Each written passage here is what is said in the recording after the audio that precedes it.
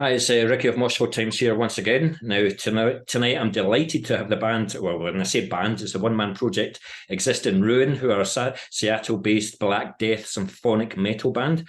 And there's a lot going on in there, isn't there? So tonight we have Teren. He's the one-man project of the band. So who should all know by now, as I've played them about 100 times in my own radio show every Thursday night.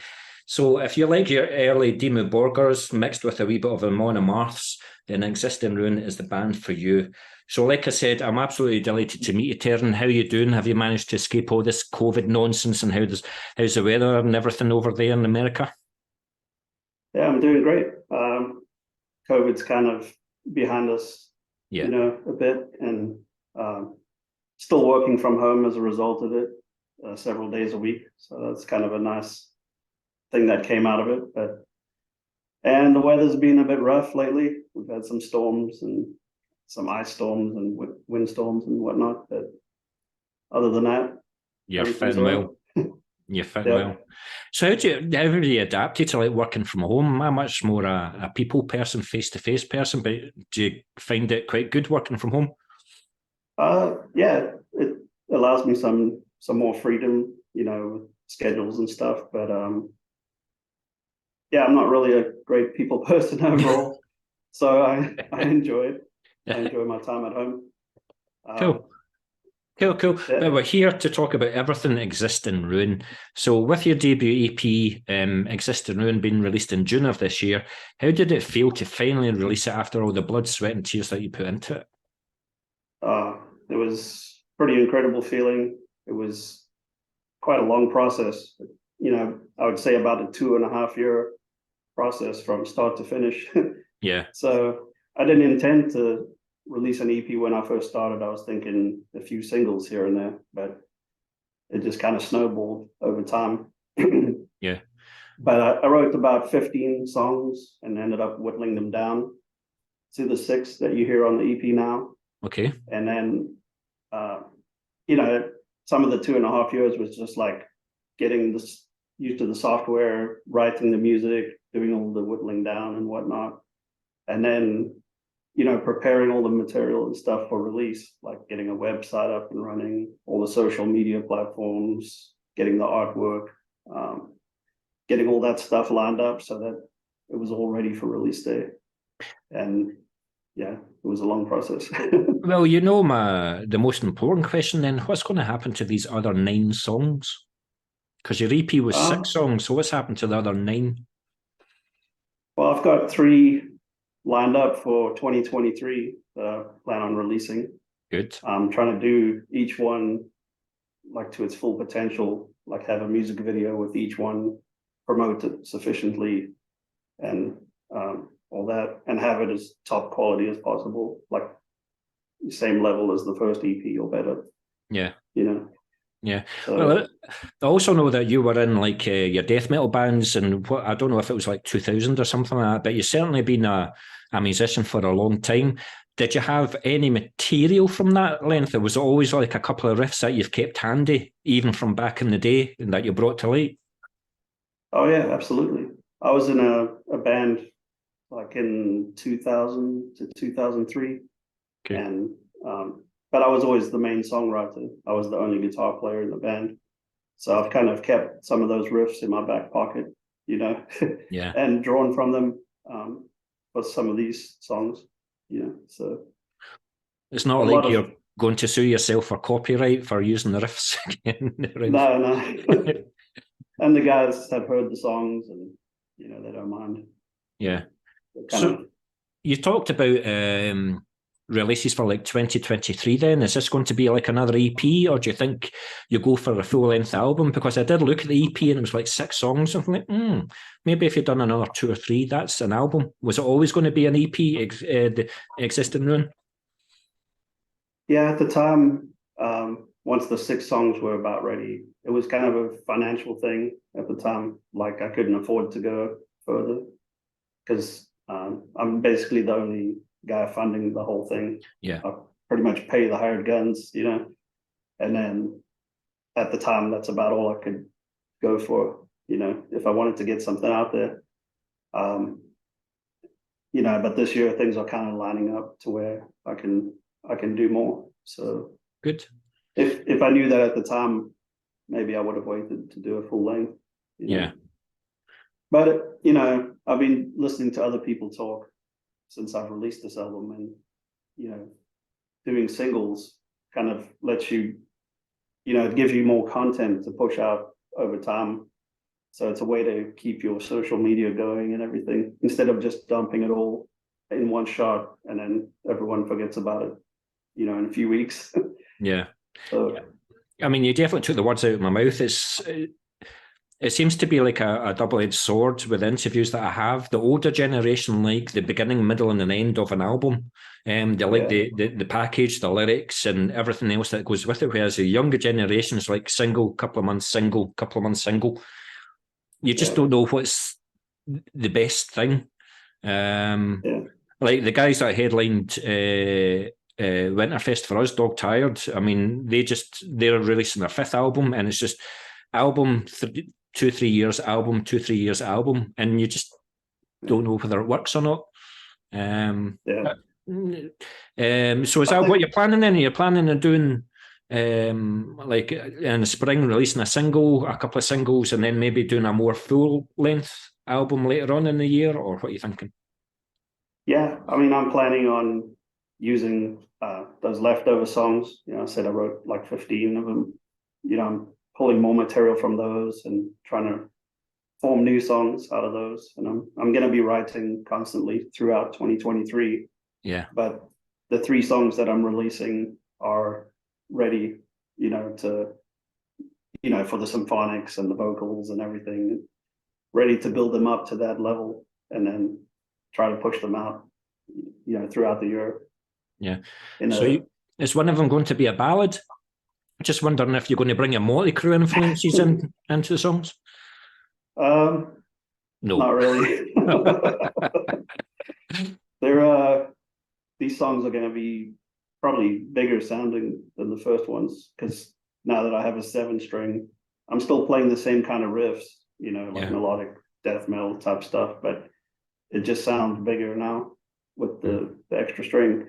Yeah. So, and I've got Jonah lined up for February sometime to start recording orchestra stuff. Good. So I'm really looking forward to hearing absolutely how that's going to sound. And you know exactly where to send it to. Yeah.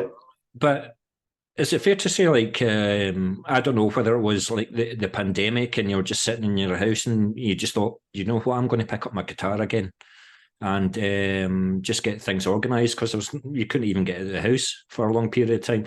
So is that when Exist in Ruin basically started during the pandemic?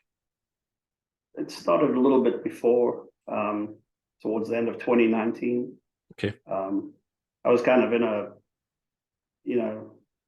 pretty bad place in my life, like mentally, like I wasn't, things were kind of going downhill for me. I didn't like where my life was at, and music is kind of what I turn to, release. Like that's kind of something I have control of. Yeah. So, you just kind of seclude yourself in the room and play more. And a lot of it kind of came out of that period of my life where I was, secluding myself and just playing a lot of music, Yeah. And then the pandemic hit, and about halfway through that, my wife and we almost split up at that time, but another person kind of entered the picture as well that was helping me decide.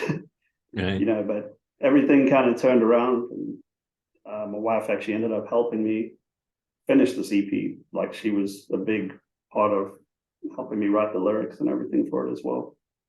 So it kind of healed our relationship too, working on this EP. Delighted to hear it, mate. I mean, that's the thing. I work in apprenticeships, but I've also got a counselling background as well. And mental health at the moment is just absolutely huge, and there's not enough support. Do you know what there is? It's just that people don't know where to find it. It's like the music scene that we like. It's underground, so we have to search for it. But yeah, it's good to see that you're fitting well, mate.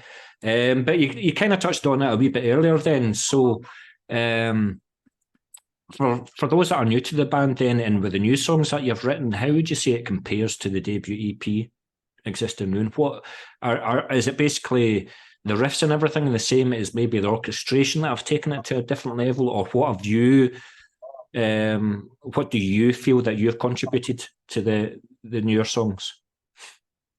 I feel like it'll be, I wouldn't say more of the same. It's because it sounds a bit different. Like I had the lead guitarist, João Miguel. He, on the first EP, he only played guitar solos, and I pretty much played everything else. But on this EP, we've gone up to 7-string guitars, and he's playing pretty much from start to finish on the songs now. So instead of guitar solos, he's doing a little bit all the way through the songs now. So are you quite happy with that? Are you quite happy with some of the pressure being taken off yourself by writing everything, and you're welcoming contributions from, as you say, the guitarist as well? Yeah, definitely.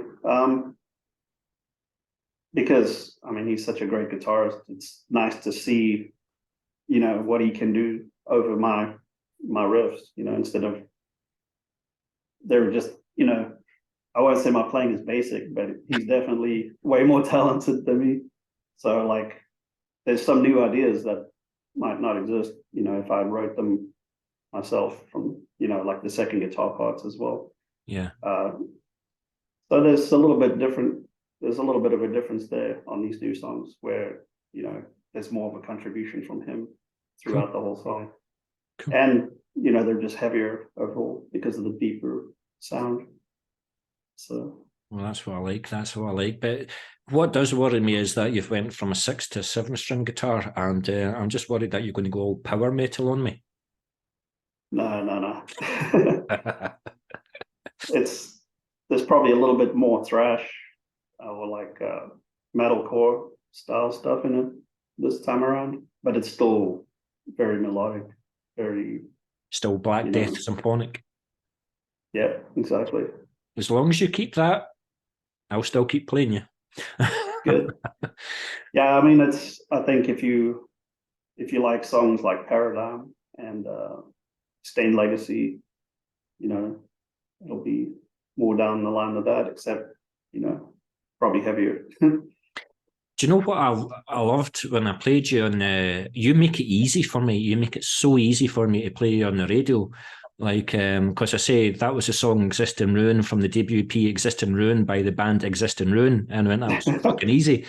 But I'm sure there was a band in America that had like 35. I'm sure they just formed to piss me off because they had 35 words in the song title. And it was like the manifestation of the, I don't know, jurisdiction and all the rest of it. I was like, oh, I try saying that, you know. But so thank you for making things very easy for me.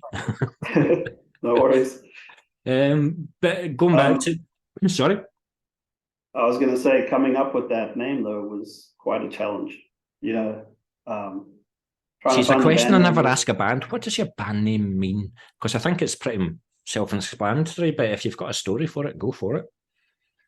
Oh yeah, you know, the name itself was, you know, I wanted a band name that kind of reflected myself and, you know, the state that I was in when I first came up and started working on the project. Exist in Ruin pretty much encapsulates that, the way I felt at that time. Yeah. But just trying to find a name that no one else has taken either was like a real challenge. You know, I went onto Google and YouTube and Metal Encyclopedia and all this stuff and typed in all the names to see if anyone else had taken them before. And was there one that you really wanted? I was just generating names and throwing things together, trying to see, you know, what kind of combinations I could come up with.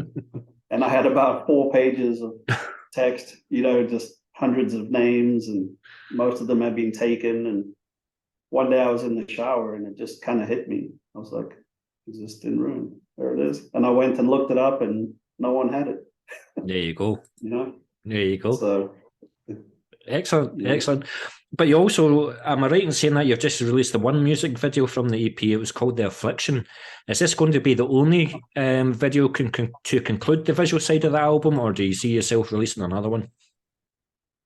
I think I'm probably there's gonna be new videos with these new singles that are coming out.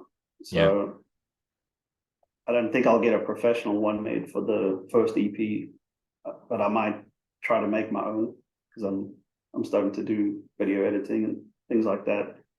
And a lot of the content for my social media and stuff is all done by me. Yeah. So, I'll try to put something together and make another video for one of the songs. Yeah. And also talking about the visual side of the album, I was impressed with the artwork. I liked it a lot. So who done that for you? And I'm also interested as to what you gave the artist. Like, did you give them the EP to listen to? Did you give them the song titles? Or did you say, this is what I'm thinking, just draw that for me? Or did you give them free rein, or what? I actually came across the artwork on a video game website where visual artists post their work and everything. Okay. And I just went on this site and looked up album covers, and I came across that picture. Yeah. And I clicked on it and went in and saw the rest of his work. But that one was just really striking. I think the yellow just stands out, and that, and he was selling it. So I contacted him and bought it. And it didn't have my logo on it yet. I had the logo designed separately, and then I sent it to him and he included it in the image. Cool. And that's how that came together. So what's the name of the artist? His name is Stephen Lindsay, and he goes by the Iron Parasite. He's kind of his other name, I guess. But what else? I think he was influenced by like a Children of Bodom album cover, is what inspired him to come up with that artwork in the first place. No, I do like it. Do like it a lot. Especially the it's, yellow is like so good on like shirt designs as well. I mean, black is just fair enough, but if you've got like black and green or yellow or whatever, like Vulvodynia from South Africa, as well, I'm sure you're aware. They like the colour schemes, and it just stands out. You just stand out immediately from the crowd, and that's what that cover does. Yeah, I feel like it's been a huge help in discoverability. Like people, there's like thousands of albums online, and you're looking, but that one just jumps out at you. Yeah. So I think it's helped attract a lot of listeners. Good. Excellent. Initially. Excellent. Yeah. But this is where I've kind of tricked myself up, because I don't think I've talked to a one-man project before, but because I was going to ask like how the songs were constructed for the EP. So how did you just pick up the guitar? Like how did you like do the guitars, the bass, the drums, and everything? How did you formulate it all? What did you do first, and then you filled it with everything else? I usually, I walk around playing my guitar. I walk around the house and just constantly riffing, coming up with new ideas and stuff. Does the wife think that you love that guitar more than her? Sometimes.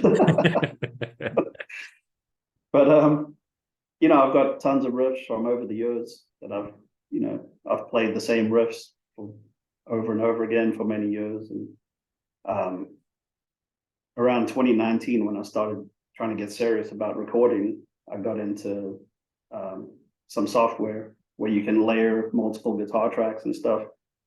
And then I started recording my riffs and then trying to play alternate riffs over them, like start layering guitars, doing different things. And but I've had so much material to pull from initially that I'm never short of riffs, it seems.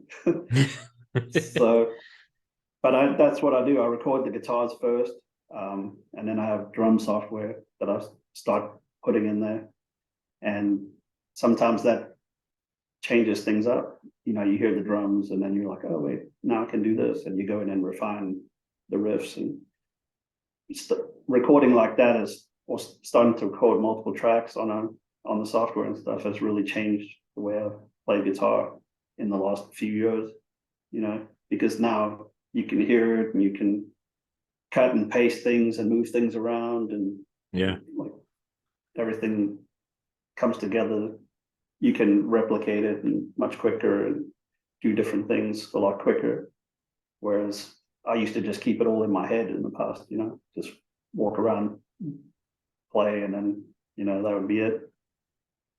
Are you the moody one in the band? Do you always go in like a huff? Now, I was just wondering, like, I don't know, just, it's funny talking to a one-man band. I mean, were you sometimes having a fight with yourself, like saying, this isn't good enough, this isn't good enough, this isn't good enough? Or was it quite, you laid it one time and that was it for you? Or were some of the songs took a good 6 months to a year to finalize before you were happy? Yeah, I mean, I kind of have total control of the songs, but once I handed them off to Jonah to record keyboards, he advised me in a few places, like we created some space for more keyboards and stuff here and there. But for the most part, I'm just wondering your reaction when you did. You bloody think so, do you? No, I respect his opinion quite a lot. So, I would definitely take his advice. But for the most part, it was all me just listening to it for hundreds of hours, and I'd like it for a long time, and then eventually I'd go like, wait a sec, I can add this or I can do that, and some of the second guitar parts that you overlay only came together at like the last minute, sometimes before those songs were released. So like I'd be sending it off to Jonah, and the day before I came up with another part, So even after hundreds of hours of listening to it and planning it and playing it, some of the best parts kind of only came together at the last minute, So is it fair to say then, like looking back at the EP, would there be anything that you would change about it? Like, is there a riff in it you're like, oh, I wish I'd done that on it? Or is there a song I just wish I'd turned it around a wee bit? Or nah, I think I pretty much beat those to death, and when they were done, they were done. Like I couldn't really do anything more to them. You beat those internal struggles once the album was released or before the EP was released. Cool.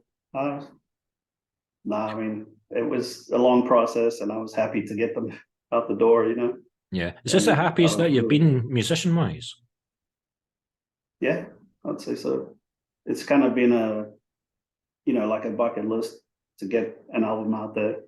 Yeah. Because I was in a band many years ago, and we never we recorded several demos and stuff, but nobody really ever heard them because we didn't have the internet, we had the internet, but it wasn't like it is today, where so many people could hear it that quickly. And death metal wasn't fashionable in those days. Yeah, it was right when new metal was kicking off, when I was in a death metal band, so everyone wanted to be Korn, Yeah.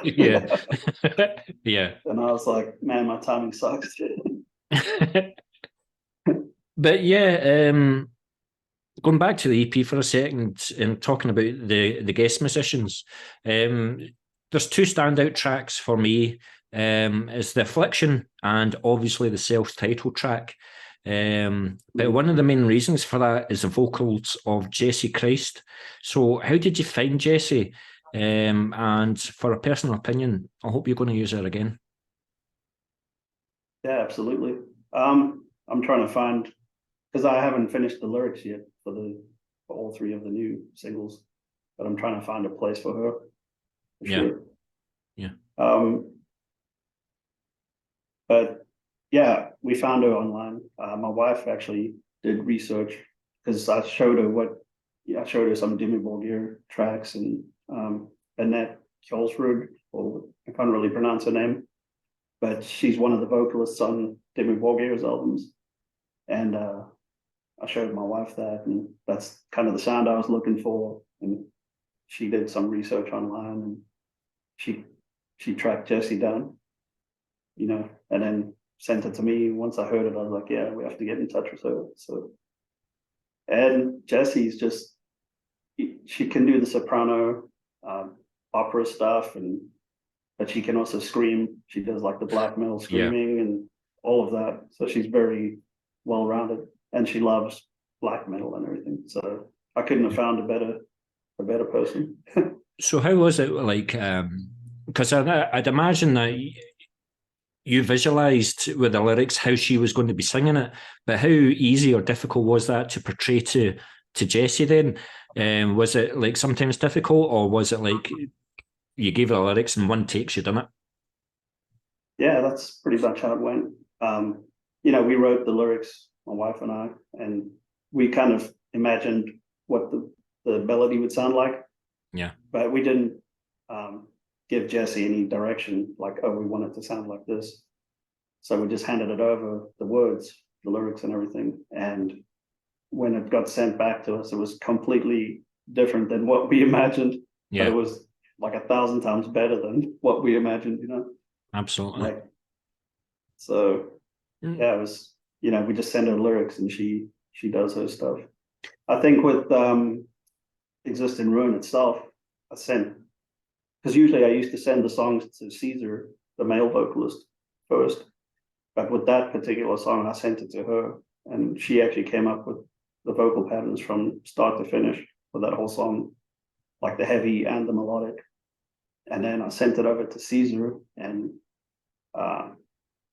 you know, we kind of cut her out of the verse part because I wanted the male vocalist to be, you know, on the verses and stuff. And then I wanted to double them up on the pre-chorus and then go into the melodic stuff on the chorus. So, but Really? yeah, it worked out great. Certainly turned out well. I mean, one of the things about doing the radio station, I find I come across these underground bands, and there's a band from Finland called Depressed Mode, and they done pretty much the exact same as yourself. They got a female vocalist, and it just elevates the song for me. It was like Veronica, I think she also done like Flesh God Apocalypse as well, but it just adds so much more to the music, and that's exactly what Jesse done to Exist in Ruin, the song, for example. Just absolutely brilliant. Absolutely brilliant. But what about Constantine? Did he just amaze you with what he came back with? Again, was it just say you sent him, these are the songs, you do whatever the hell you want with them, or was it, this is how I visualize it, this is what I want you to do, or did you just give him free rein? Pretty much free rein on the guitar solos as well. Yeah. I just sent the section that I wanted him to play over, and then you know, just waited in anticipation for the result. Are you a patient guy? Yeah, pretty much. But it feels like Christmas, you know, when you're sending something out for someone else to record over. It's like a really exciting time waiting for it to come back. Yeah. You know, because it's always blows my mind. I think you'd worked with Constantine before, though, haven't you? Yeah, Constantine, he was on 2 of the songs, Scourge and The Affliction. He was someone that I worked with very early on in the project. And once I met Caesar, the vocalist, him and João Miguel, who's the other lead guitarist, they were in the same band called N Blood. Yeah. It's like a Portuguese technical death metal band. And Constantine is kind of, he can pretty much play anything. He's like a session musician, but I don't think he's really a metalhead, you know, even though he can play it. Yeah. But when I heard João Miguel, he was in a band, a technical death metal band, and he could really play, like he was a virtuoso basically. And you know, I decided to finish the rest of the songs with him, you know, because he's like a real metalhead and really passionate about it as well. Cool. But the results, you know, Constantine did a great job too. I loved what he did in those 2 songs and decided to keep him instead of, you know, just getting João to play over them, you know, and have all 6 with the same guitars. Yeah. So cool. Thanks very much for that. Thanks very much for that, Teren. Right, thanks very much for that, Teren. But also, we have to talk about the orchestration within Existing Ruin. Jonah has enhanced pretty much the songs, every song that he has played on. So once again, what do you give Jonah? Like, do you just again give him free rein as you did with Constantine, or did you visualize this is what I want you to play? What did you do with Jonah? Yeah, it's also pretty much free reign with that. When I first contacted him, I showed him The Affliction was actually the first song I sent him. Okay. And I told him I'm kind of feeling like I want this to sound like Progenies of the Great Apocalypse, by Dimmu Borgir. Yeah. And I knew he could do it because I've followed him over the years, and like I knew he was an incredible keyboard player. Like I've worked with him in the past actually as well. Yeah. About 15 years ago. And, he sent something back, and it pretty much was Progenies level, the orchestra on that. So he blew you away. Yeah. Good. And Good. How long did it take to send it back to you? I think he only works on it for about 4 or 5 hours. But what? Yeah, I'm serious. He has a studio that he has probably local where he lives, the guy he works with. And, I sent him the song, and it took him a few days to get the studio set up or whatever, to get a date where he could get in there. But once he goes in, he texts me in the morning, and he's like, "Hey, I'm going in today." And text you at lunchtime, it's done. Yeah, he says, "I'll send you something in about 4 or 5 hours." And then 4 or 5 hours later, I get a track back over my song, and it's the finished product, And then he starts sending me all the individual stream or stems and stuff soon after that, where everything is separated, or the different files that he layers in there. But I think his process is he's got a good process down. Like he knows how to really work fast, Yeah. And he's talented, obviously. He can absolutely lay things out like virtuoso and come up with stuff on the fly, like really, really quickly. I mean, how were you when you got it back? Were you just like going around in circles in the room saying absolutely fuck yes? Yes, pretty much. I listened to it about 55 times in a row. And there's nothing to change usually. I play it on the radio a lot of the weeks, but also play it in my personal time. And again, a major reason for that is because of Jonah. I love the orchestration. And like I said to you, I like my Dimmu Borgirs, especially I like Septic Flesh. And he's just in between the two, he's just nailed it, man. Absolutely nailed it. Definitely. Yeah, he could definitely stand in for any of those bands without a problem. There you go. But with you being the vocalist as well, like, do you take care of all of the lyrics, or did you, when you gave them out to your guest vocalists like Jessie, for example, did you allow her to contribute to them, or did you have them already? These are lyrics, just sing them, or did you welcome the contributions? Yeah, I sent just the lyrics to Jessie, and because she was doing melodic stuff, I couldn't really tell her what melodies to sing, so I just let her do her thing.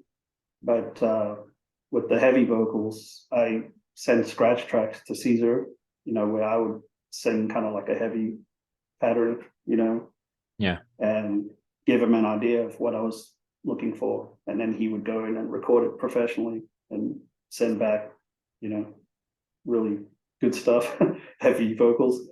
But mine, I kind of do my best to do a heavy vocal, but it's nothing like his. But at least it's there to give him the patterns, to try to follow.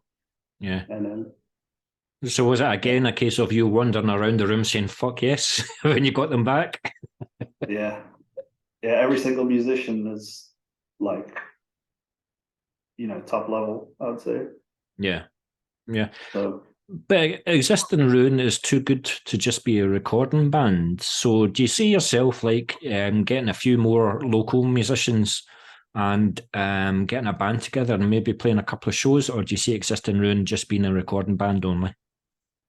I don't really have any immediate plans to form a band, but I think if I want to survive for longer, eventually I'll have to do that, because, I can't afford to be the sole financer, of all these songs. So I need some permanent members that are willing to go in with me and contribute like that. And then I'm sure a tough task to follow, though. Yeah, no, I'm kind of worried about finding those kind of people locally, all in the same place as well.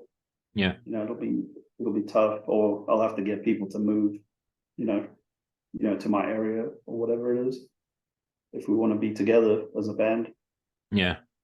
I'll just get Jonah and Constantine and Jesse and everybody else to move over to Seattle. What's the problem? Yeah. The way I can see it happening is if, maybe I can somehow land a spot at a festival or something, as an opening act, and then we all get together a few weeks before that and practice, and maybe play like one-off shows every now and then at a festival or something. Yeah. But I don't know how difficult that would be, being kind of unknown, like unproven, I guess, as a band, to just land that spot. So, well, from what I've seen, you're only getting positive reviews. I don't think I've seen a review where you've been slated for anything. So you're definitely, in the music front, you're going in the right direction. But yes, you've also, I was just about to bring up about like maybe some backing from a label to help you get out there and promote out there, and that would obviously help in getting the musicians and things. But you've just recently signed to Wormhole Death Records. So how did that come about? How's the relationship been so far, and what do you hope Wormhole Death will bring to Existing Ruin? I got introduced to them through when I first released my EP. A writer from a magazine contacted me, and she was like, "Hey, I know this record label that will definitely be interested in you." And she knew the owner, Carlo from Wormhole Death. She gave me his email and told me to get in touch with him and tell him that she sent me. So I sent him an email, and things kind of just snowballed from there. He loved it, obviously, and obviously we did a distribution deal, so it's kind of like a 50-50. I go in, they go in, and they do a lot of I guess they have a lot of contacts. They push it out they do press releases, and they have all these other radio station connections and stuff in all these different countries. Yeah. So you get airplay in a lot of places, and they promote it on playlists and stuff on Spotify and everywhere.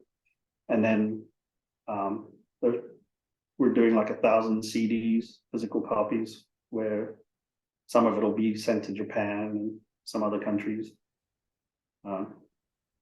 So we'll see. That must be beyond your. I mean, what's that? It must be beyond your like wildest dreams. I mean, when you started the project, you just done it for yourself, but there's so many other people out there that want to listen to it. So you must be chuffed.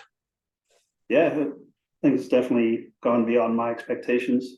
Like when I first started, yeah, but it's got a long way to go still, Absolutely. It's just the beginning. It's just the beginning. But that leads me on nicely to before the internet, magazines and fanzines were the places to find out about new bands and trends, but now publications have been replaced with thousands of websites catering for all genres. So do you think that some of the passion's been lost, or do you think that the internet has been a good thing for music and a good thing for Existing Ruin?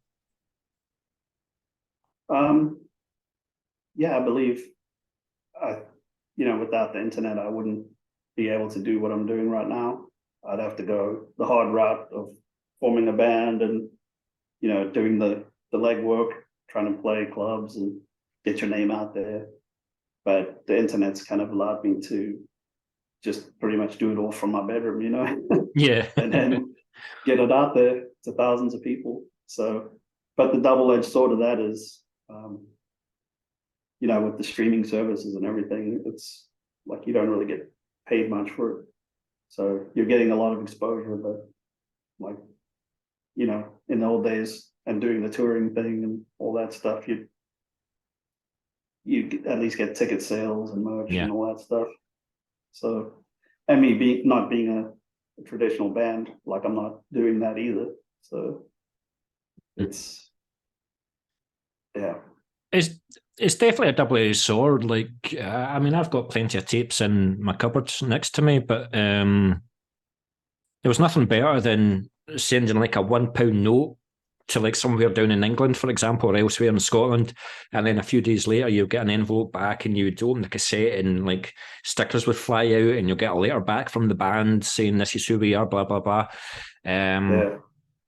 I love all that, you know, but the internet has also made it easier for fans to contact their bands, and it's up to them whether they talk to the fans. But it must. The only downside for me for the internet is, like you've just said, you don't get any money for like Spotify or Bandcamp or anything like that. It's so minimal, whereas you had the CD sales in the past. You know, the only way that you guys can make money is by merch and playing live.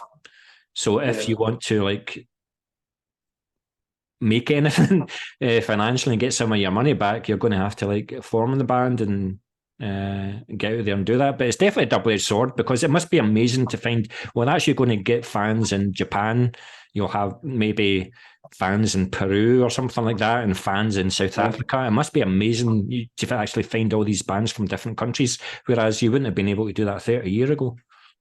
Yeah, absolutely. Yeah, I mean, yeah, I definitely wouldn't have had people listening to my music in all those countries in such a short period of time, you know, as you can do now. So that's the nice part about it. I mean, Wormhole Death send us like Moshville Times like emails and stuff like that. So that's how I got to find out about Existing Ruin. And as soon as I heard it, I went, leave it, everybody. This band is mine. So if it wasn't for the internet, I wouldn't have known about you at all. And like I said before, it's an absolute pleasure talking to you. But I've only got one question. Well, in fact, I've got two questions left. We'll do the easy one first. What is 2023 going to bring for Existing Ruin? What's going to happen? What do you want to happen? I'm hoping the new songs kind of bring in, you know, like hopefully I can double my fan base and do all that stuff with these new songs, build more interest. At the same time, I'll be writing new music, and one of the things I plan on doing with these new songs is try to push them out there to see if someone's interested in funding, like maybe a full length or something. Yeah. So, you know, that's going to be kind of one of the pushes with it.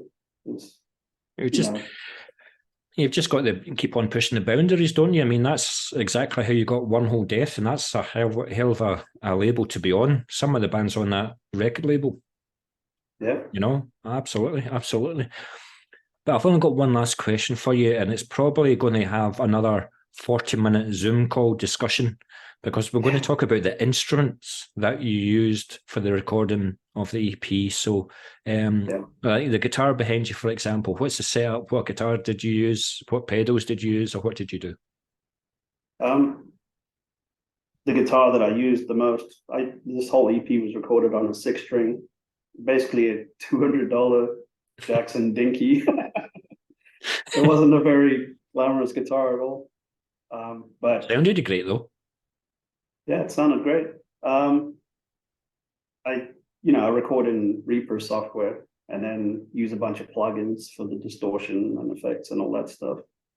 And then send it off to the mixing and mastering guy, and he adds extra magic to it. And even with that $200 guitar, that's, You made it sound $2,000.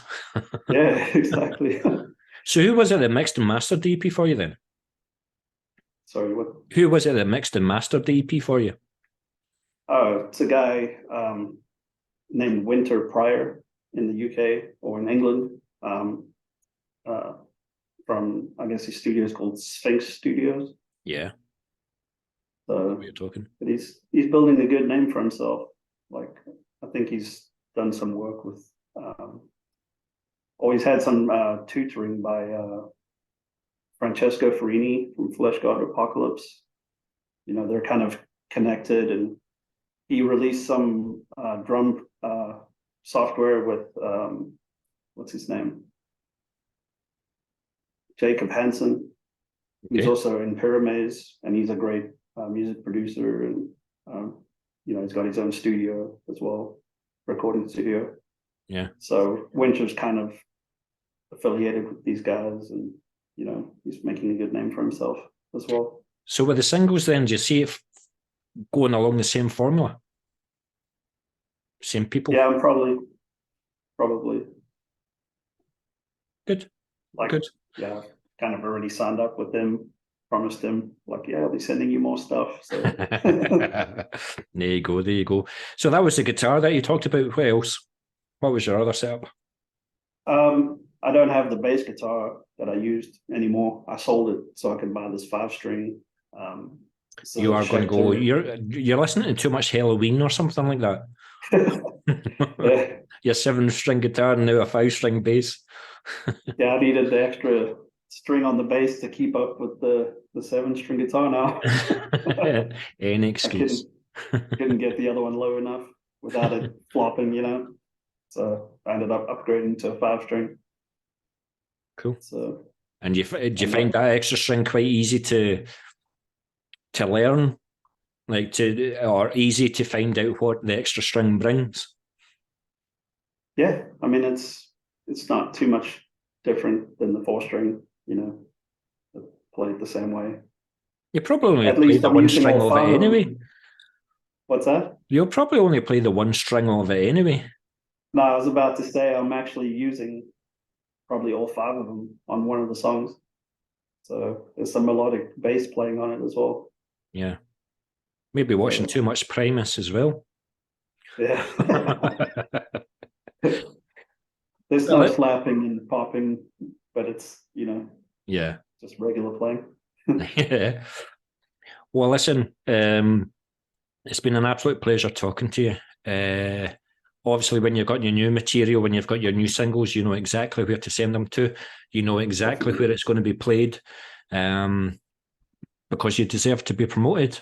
I mean, I don't reach out to just anybody. I reach out to people of the music that I personally like myself, and I personally like you. So keep on doing what you're doing. Do not listen to too much Motley Crue and bring that into. Just keep on playing what you're playing, and me and you will get along just fine. So thank you very much for this interview, and it'll be all on Moshville Times and here in the UK. It'll be all over the radio station. It'll be all over their socials and my socials. So we'll definitely do our bit to promote Exist in Ruin, because you deserve to be promoted, mate. Thanks so much, Ricky. You're more than welcome. Done so much for me. I really appreciate it. More than welcome, mate. Thank you very much.